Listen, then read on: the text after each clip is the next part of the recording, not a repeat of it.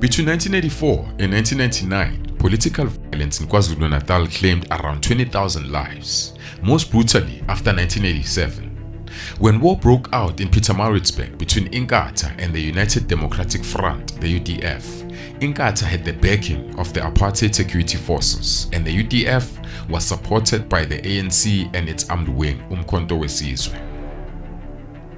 Richmond became a killing field after 1994, plunging into chaos.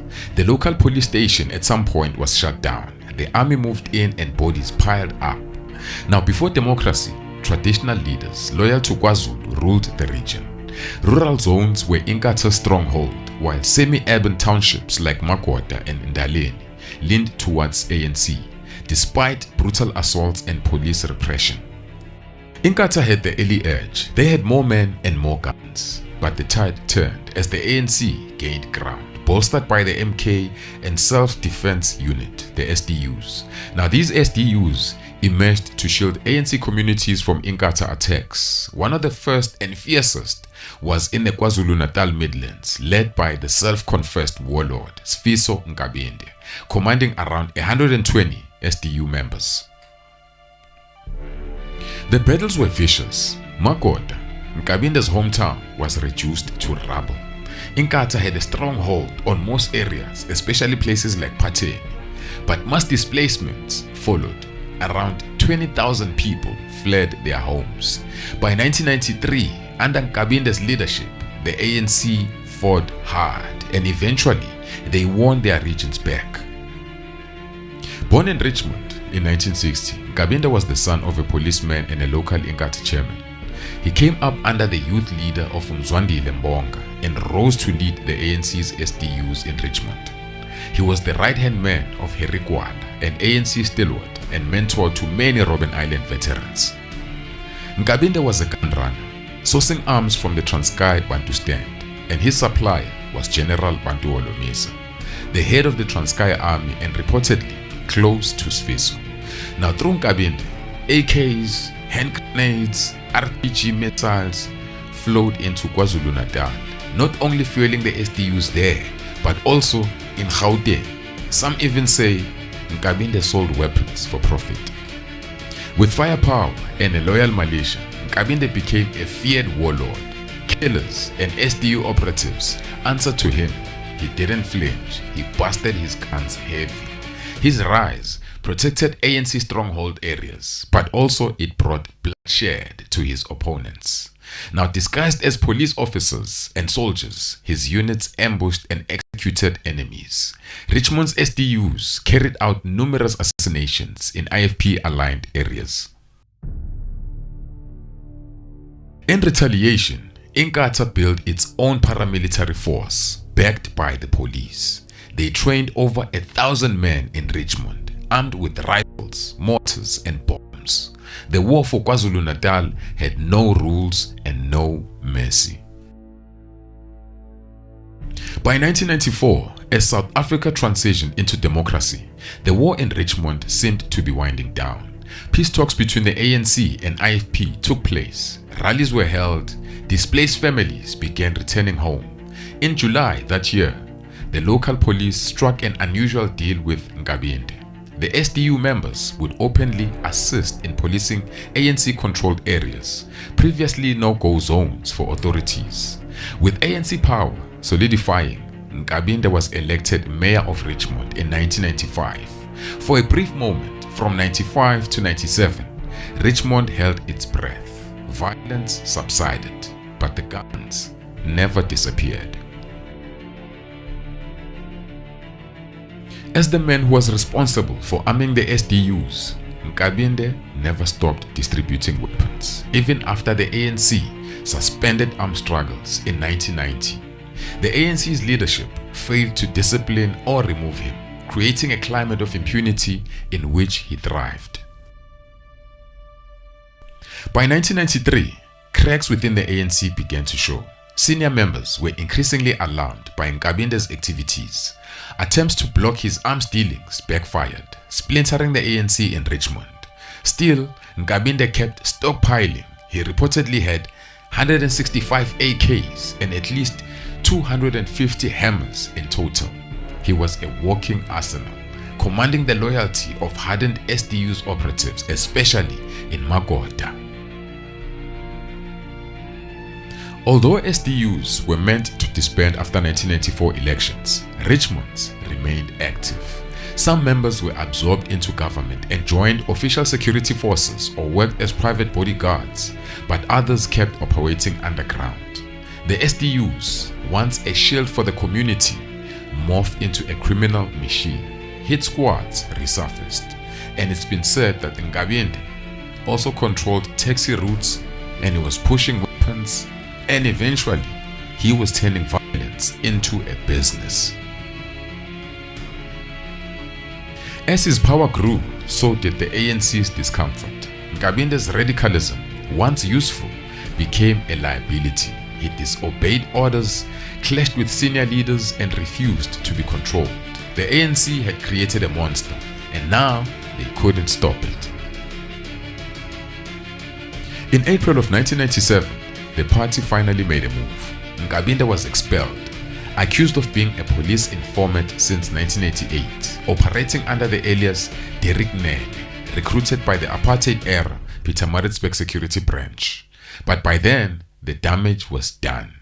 Richmond's Warlord had become a force of his own, answering to no one. The ANC claimed it had proof that Nkabinde was a long-time police informant, but the evidence was murky. Some in the security branch denied ever working with Nkabinde. Now, the alleged documents were never made public. Now, in those days, branding someone a snitch was enough to ruin them. Proof didn't matter. So the ANC slapped that snitch jacket on Nkabinde, and just like that, he was done. I've worked with enough Mpimpis in my life, so I know that they exist and that you can't get a situation where there is no infiltration. Yingakho sithi uNkabinde uyindoda eneqiniso futhi nana manje thina njengabantu abamlandelayo siyomlandela noma ngabe kuthiwani ngoba silandela umuntu oneqiniso. What they forgot was this: Nkabinde was still the warlord who crushed the IFP. He still had the guns, and he still had the killers with him. And in Makota, he was a hero, feared, respected, and loved. He was expelled not long after Bantu Holomisa was also forced out of the ANC.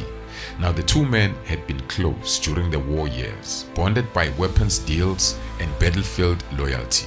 Now, when Holomisa launched the United Democratic Movement, the UDM, with Rolf Meyer, Nkabinde joined them and became UDM Secretary General in KZN. According to Nkabinde, his expulsion was pure politics, a move by ambitious ANC rivals threatened by his influence. Now, the ANC underestimated what he would do next. Now, after stepping down as mayor, Nkabinde told Richmond's ANC councillors to resign in protest of his unfair dismissal. Terrified, nearly all of them did, except for two. They would later learn the hard way that Nkabinde wasn't bluffing. From 1997 to 1999, Richmond descended into even more terror. Nkabinde launched a brutal campaign to retain power, this time turning his guns on the ANC. Over 120 people were taken out in orchestrated assassinations. Fear ruled. By-elections were repeatedly postponed. No one wanted to run for office. In just 4.5 years, Richmond saw the highest councillor turnover in the country. 31 councillors cycled through 13 seats. Most fled out of fear. In July of 1998, the violence peaked. 8 people, including ANC Deputy Mayor Percy Thompson, one of the 2 people who refused to resign, they were gunned down in a tavern in central Richmond. 6 others were wounded. It was a direct message that Nkabinde was not done. Law enforcement was powerless and implicit. It took 5 months after his expulsion for Nkabinde to be arrested. In the meantime, police corruption, bias, and incompetence deepened the chaos. Dockets vanished, informants were exposed, intelligence was leaked. Some police even tipped off political leaders about raids. Now, Richmond's police force became part of the problem. That's why at some point, they had to close the police station as well. The town fractured along deadly political party lines. Now some areas belonged to the ANC, but Makota remained loyal to Nkabinde and other areas leaned towards Inkatha. Now Richmond had become a political minefield and Nkabinde was at the center of it all. Eventually the state caught up with Nkabinde. He was arrested and charged with 16 counts of murder and 2 of incitement to murder. Just 3 days later, one of his henchmen, Bob Ndlovu, was also arrested. Many believed Richmond would finally know peace, but it didn't. Hopes of uncovering Nkabinde's secret stash of hammers faded fast, because the hammers remained hidden even after his arrest. The state built what looked like a sordid case. At one point, 25 witnesses were placed under protection. Several SDU members, including Mbongeleni Mdolo, they flipped, ready to testify against their former commander. Now Mdolo was said to be involved in the hit of the deputy mayor Percy Thompson at the tavern. By August 1997, authorities believed they had enough to make it stick. Nkabinde spent over 7 months in prison, but on April 30th, 1998, he walked free, acquitted, and the killing didn't stop. If anything, it escalated. Nkabinde resumed his rampage with vengeance, targeting ANC members with ruthless precision. In KZN, his name became synonymous with bloodshed.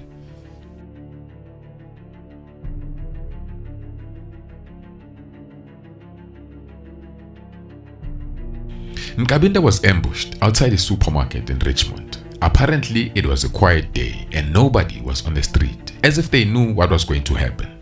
3 gunmen unleashed 80 rounds into his car. He died instantly. Then hours later, the violence exploded. 11 ANC supporters were gunned down in what appears to be a revenge hit. Now Betty Ndabazitha said her relatives had been attending the funeral of a son when the shooting occurred the same day that Sifiso Nkabinde was murdered. Now Ndabazitha was an assistant to the chairperson of the ANC Richmond branch, Siphiwe Ndinga, who was implicated by the state witnesses in the trial against the killers of Sifiso Nkabinde. One of the attackers of the 11 people was shot dead by the SANDF troops. His identity sent shockwaves. It was Mbongeleni Mdolo, who was out on bail for the Richmond Tavern massacre. Those arrested for Nkabinde's murder had direct links to the ANC in Richmond. Among them, the bodyguard and driver of someone who later became the ANC mayor in Richmond, Rajavalu. The third arrest changed everything. It was Bruce Mhlongo, who initially, he was the bodyguard of Nkabinde. Now, he turned state witness and claimed that he was paid 200,000 to assemble and command the hit squad that took out Nkabinde. Now Mhlongo, it turned out, had ties with post-apartheid state intelligence world, especially the National Intelligence Agency. Mhlongo had a long dark past, implicated in multiple killings and serious crimes, yet always slipping through the cracks, often by turning state witness. Now, during his arrest, investigators found a high-end surveillance device in his possession, traced directly to the NIA. Though he wasn't a full-time agent, sources confirmed he had been paid by the agency on multiple occasions. Rumors were going around that Mhlongo had allegedly suggested that senior ANC figure Zweli Mkhize financed the hit on Nkabinde. But in the end, it was just that, a rumor. No proof, no charges. But what remained was a trail of bodies, secrets buried deeper than Nkabinde's weapons, and a town still haunted by the ghost of its most feared son.